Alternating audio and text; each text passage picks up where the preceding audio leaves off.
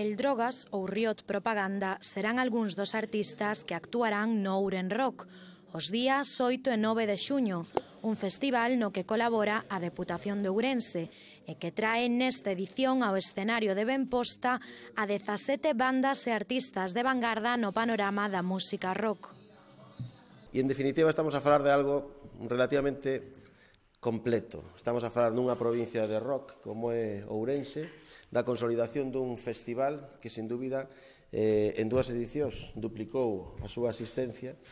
Neste 2018 tamén estou seguro presentará unhos excelentes números e un festival que conta co apoio da Deputación.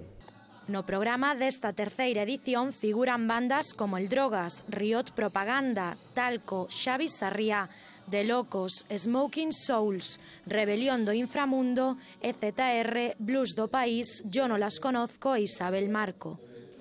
Decir que sempre estamos apoiando, pois eso, a música dos grupiños novos que saen agora ao mercado.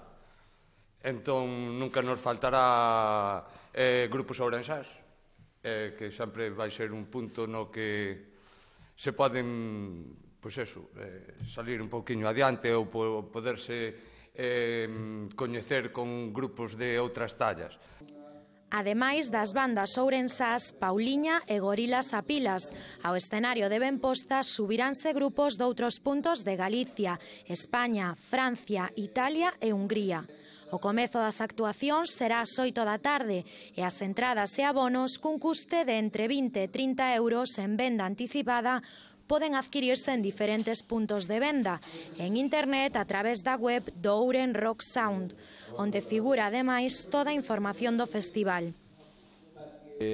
Neste acto queremos asinar simbólicamente unha alianza ca Diputación para poder seguir medrando en futuras edicións e crecer na área da cultura nesta cidade, e así poder ser un referente no norte de España e en Galicia como festival multicultural. Esta edición tamén incluirá novidades.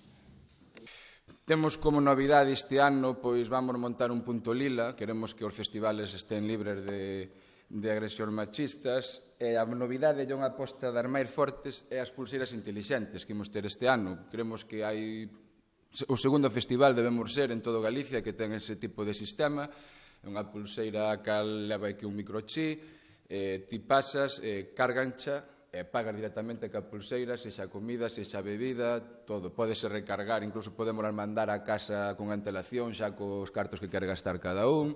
Como actividades paralelas, o festival inclúe ademais un obradoiro do Laría a cargo do oleiro Agustín Vázquez de Niño da Aguia, un obradoiro de construcción de guitarras a cargo do luthier Jesús Rodríguez, exposicións, demostracións de barbería e mercadiño alternativo, xunto con catas de viño do Ribeiro e degustación de polvo a cargo de Polveiras do Carballiño.